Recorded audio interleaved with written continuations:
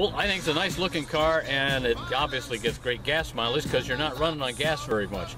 It is a plug-in electric, so you can take this, plug it into your 120 outlet at home, and charge it up overnight. And depending on the weather, like right now we're in Wisconsin, it's been about 30-35 degrees at night. I'm getting anywhere from 25 to 28 miles on a charge.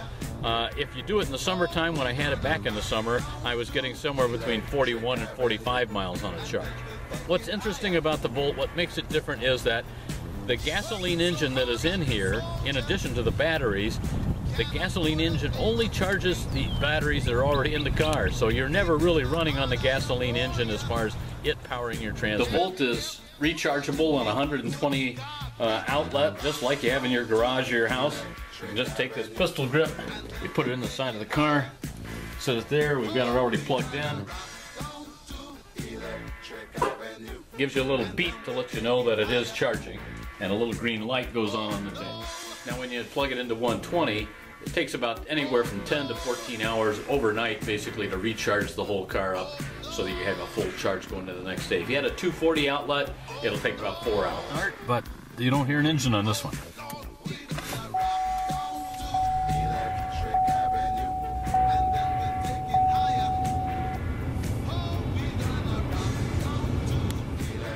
When you're driving the electric car, it is very quiet in here. You know, there's no engine noise, obviously. And in addition to that, the Volt has a button here where I can adjust the driving mode. Right now, I've put it into sport.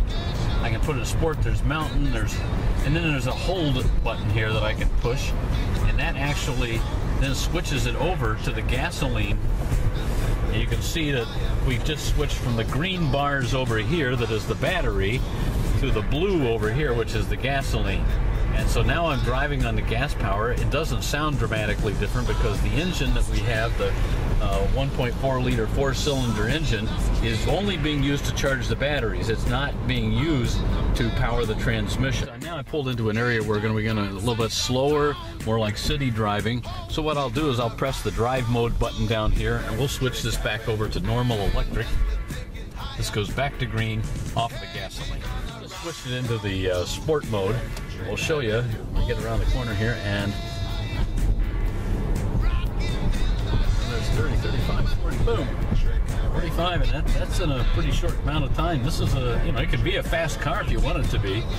Of course, it doesn't sound racy because there's no engine giving it that groan and the cylinders banging away in there, but it can be a fast car if you want it to be.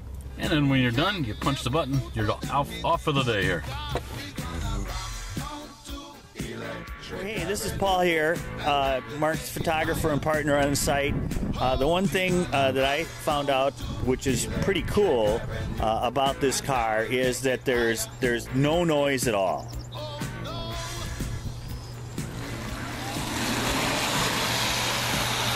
It's like a stealth car. So the Chevy Volt, really a nice sedan, very quiet, of course, because it's electric. It's a fun car to drive. It handles real well. And this starts at $39,000. This one has $43,000 because it's got a few options like leather seats and so forth on it. So it's certainly at the high end of smaller to compact sedans. It's riding on about 105 or 6-inch wheelbase, so similar in size to like a Mazda 6 or to maybe a little bit smaller than a Camry. But what I think a lot of people are going to like about it is it's very comfortable. It gets great gas mileage.